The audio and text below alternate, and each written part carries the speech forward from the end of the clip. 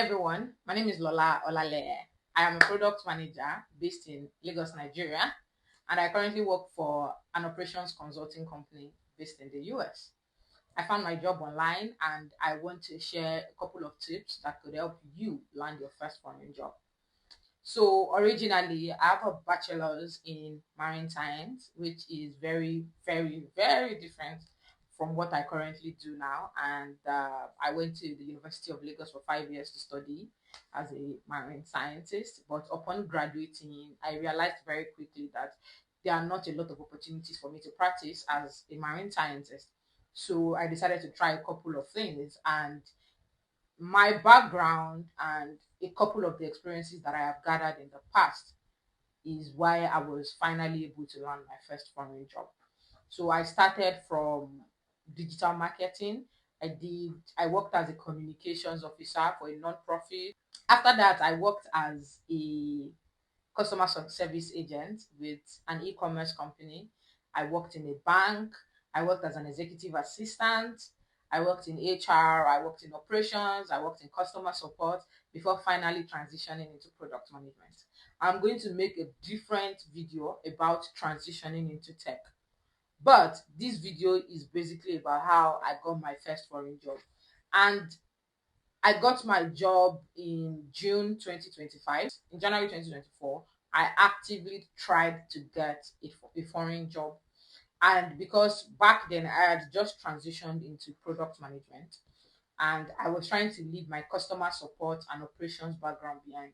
So when I wanted to transition, when I wanted to get a foreign job, I decided to focus on, you know, the skill that I'm good at, which was customer support and operations. And as we all know, a lot of these foreign companies they hire customer support agents from like developing countries. So I tried and I created accounts in a bunch of websites, some paid, some unpaid, and I tried to get like my first foreign job, but I could not get it. I remember I did an AI interview to be a customer support agent and I failed. And it was so interesting to me because I felt like the AI and I had we had quite like a good rapport. We spoke, the AI asked me a couple of questions, I answered them and all of that. But I still did not pass the interview. And it was so strange to me. So I stopped trying because I'm like, if I am not even getting interviews with these people, some of them actually would get back to me and say, "Oh, we cannot proceed because you are based in Nigeria." So there are some EMEA jobs which are supposed to be for Europe, Middle East, and Africa. Those EMEA jobs on LinkedIn, I would apply for them, and then you realize that they are not actually looking for people in Africa. They are mostly looking for people in Europe. And because I'm based in Nigeria, some of them are looking for people based in like Kenya and South Africa. Some of them also have like these warped views about what a Nigerian accent sounds like. So they are worried that their customers or their clientele might not hear you clearly. And after a couple of trials in 2024, I just stopped trying altogether, and then I focused on my Nigerian jobs. And I remember when I finally applied to get this job, I need to explain where I was, as at the time I was working as a product manager for a real estate company, and I also had a second job as a human resource and admin manager for a health tech startup. And I was doing these two jobs, and it was okay, nothing too difficult, nothing too tedious. And financially, I felt like I was comfortable. I mean, I was able to buy the things I needed and all of that. But very early on in my career, and this is me digressing. Very early on in my career, I had a conversation with someone when I was looking for a job, and she told me that, "Oh, what is my salary range?" And I told her, "Oh, I'm looking for a job that pays 100,000 naira." And she was like, "Where will you get a job that pays 100,000? You are just starting." And like she said, I did not get a job that was paying 100,000. My first job was paying me, I think, 55,000 naira.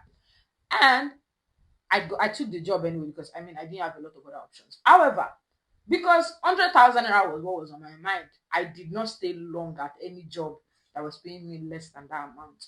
Once I start, because my goal is to earn 100,000, I kept applying. I did not stop. I kept applying because as at then, 100,000 was what seems like a lot of money to me, and that is the kind of person I am. I like to like keep trying until I get to where I want. So at the beginning of 2025, I have a goal to up my salary to about 800,000 naira. That was my plan. That I wanted to start earning minimum of 800,000 naira per month. And with Nigerian jobs, if you can do multiple jobs, you might be able to get there. Considering the fact that I was already like a manager, I was already like I was not working as an associate or anything again. I was already managing teams. So I felt, it just requires me getting two 400k jobs. And then the year started, but it did not happen. I remember where I was working, they increased my salary a little bit, but it was still nothing close to what I wanted. And I started getting frustrated. So I started, at first, I was applying, but then I started talking to people and they were like, but that is the reality. If you don't have two jobs, there's a very high chance that you might have to, just be earning maybe 250k or 400k or 300k and all of that. But again, me being who I am, I did not settle. And then this was where I was mentally at the time. And then I just saw this application. It was actually for for people in India. They were not applying they were not the job posting was not for people in Nigeria. But I felt if they can hire people from India, then they can hire people from Nigeria. So I applied for the role of an operations analyst. Bear in mind, I have operations background, and operations in the Nigerian context is very different from operations in the American context. In Nigeria, an operations manager, creates processes, organizes things. But in America, it is beyond that. As an operations manager, the finance team is under you, the admin team is under you, the compliance team is under you, the legal team is under you. So that was very jarring for me when I started the job.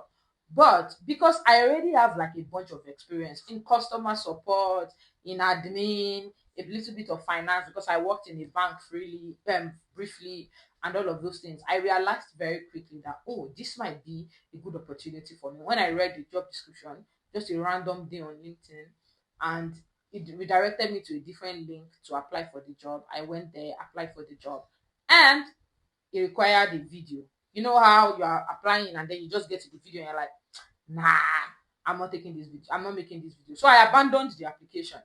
But a couple of days later, because I saved the link in my private chat on WhatsApp, a couple of days later, I was just looking for something on my phone and I saw the link again. So I clicked it and I applied. I was less busy at work that day, and I applied for the job.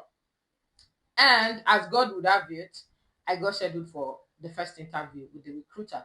And I remembered that my first interview, the recruiter told me that I was going to do 6 stages of interview. And I was like, what? I called my friend because I did my first interview at 6:30 a.m. Nigerian time.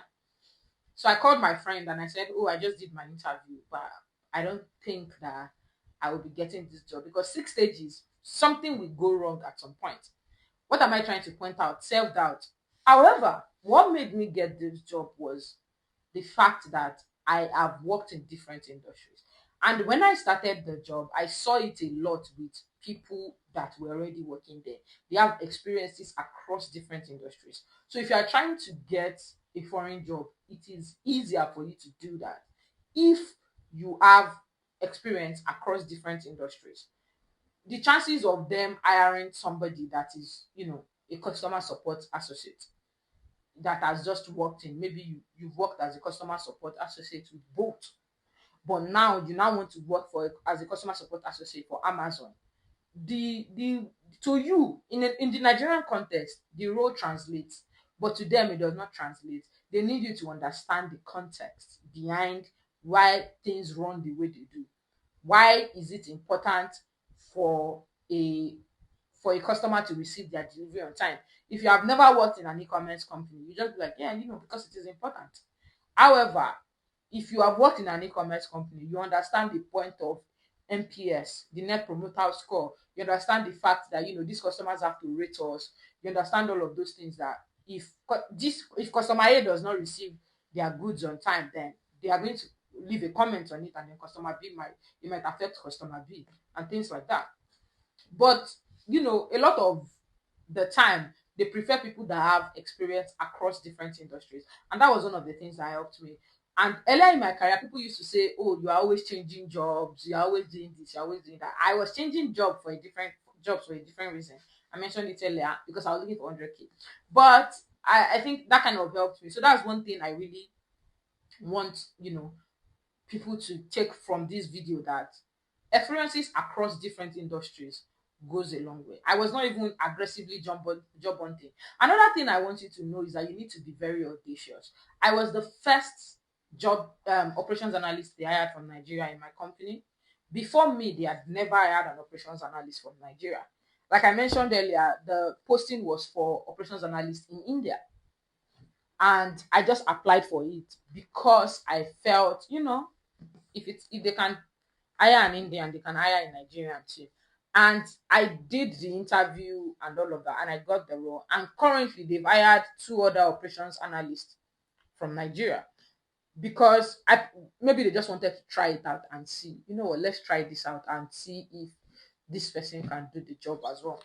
But yeah, it is very important to be audacious. Sometimes if you have the skill but it is not directed at your country, you might look at it as, they will not hire me. And I will tell you for a fact that I have applied for hundreds of jobs. I'm very certain that I've applied for more than 1,000 jobs in my life, and a lot of them don't call me back because I am Nigerian. There have been a few that have reached out to me to say, oh, we can't move forward with your application because you are from Nigeria.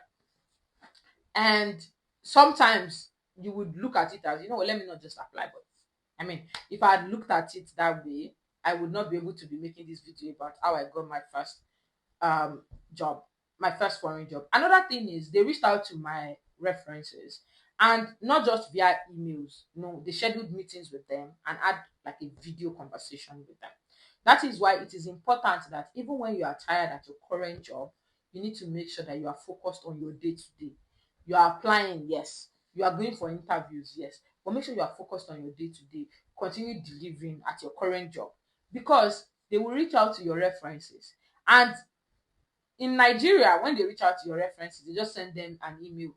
But these ones actually like set up a call. Another thing is that they did a background check on me. They reached out to my university, they reached out to the Nigerian police to actually confirm that I have not been arrested before and I am not a criminal, and that I'm actually living in Nigeria and things like that. So these are some of the things that you need to make sure that you are keeping straightforward, because sometimes you think you got ghosted, but somebody somewhere actually gave you a bad review, and that has actually happened to me before.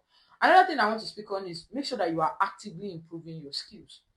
Don't just work because you get a salary at the end of the month. Make sure you're actively improving your skills. If you're in banking, make sure that you don't just have experience in banking. You are doing other things, that you are acquiring other skills that are transferable across industries. Take your current job seriously. I already mentioned that. And visibility on LinkedIn. On the day I had my final interview, at the sixth stage of my interview, it was an interview with the CEO of the company. So I was meeting with the CEO of a multi-million dollar company, and they sent me his LinkedIn profile. So I clicked his LinkedIn profile to check him out, just to view it. And like an hour later, he sent me a message on LinkedIn, sent me a connection request on LinkedIn. I had never met him. We had not even done our interview. Sent me a connection request on LinkedIn, sent me a message on LinkedIn. I said, hi, I'm looking forward to our chat later today. Why? I'm certain that he has gone through my LinkedIn profile. He has seen that, oh, this person is somebody that I can bring on board. If he had gone through my LinkedIn and he didn't see anything substantial, he would not have bothered. He would have just waited till the interview to rule me out, or maybe I would have done well in the interview. But the fact that he reached out to me himself speaks a lot about the state of my profile at the time. So please, I know some people say, LinkedIn people are very robotic and everybody is just doing whatever, but it won't hurt you to do what people on LinkedIn are doing. There are people that like things like that, and you need to make sure that you are ready for every opportunity that comes your way. I mentioned earlier that video introductions. Please, when an application process requires a video, do it. I know it is exhausting and it is tiring, but do it, especially when it is a foreign job. They are doing it to ensure that you can speak English. That is mostly why they are doing it. They want to be sure that, oh, this person is eloquent. So you need to make sure that you are doing the video. And of course, you would have doubts. When I started the job eventually, I had doubts about myself. But before that, before I even get there, throughout the interview process, there was a point, at every point, I thought I was going to be scammed. I thought they were going to ask me for money at some point. I thought they were going to say, they need this, they need that. But that never came up. So it is normal to have those doubts. Remember, no legit company will ask you to pay money for anything. So just don't give anybody money. Do whatever they require as part of the application process.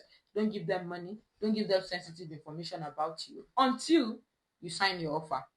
And I already mentioned years of experience. Please, no matter what you are doing, if you are a software engineer and maybe you code in, maybe you are a back-end engineer that does C sharp, it will not hurt you to learn other languages. So if you are a product manager, you have worked as a manager in an e-commerce company, it is important that when you are leaving, you don't necessarily have to go to another e-commerce. Don't box yourself into a role. If you are a digital marketer, you have worked in digital marketing for Konga, for instance. If you are leaving, you don't necessarily have to go to Jumia. You can go to a bank. You can go anywhere. Don't box yourself into an industry. Acquire different skills across different industries, and that is what will help you. I feel like I've spoken a lot, and I hope this video was helpful. If you watched to this end, thank you very much. Don't forget to like and subscribe to my YouTube channel. I'll be posting more content about, how I transitioned into product management, what my day-to-day looks like as somebody that, juggles multiple jobs and somebody that works in a different time zone across other things. So make sure you subscribe, like, and share this video with your friends. Thank you. Bye.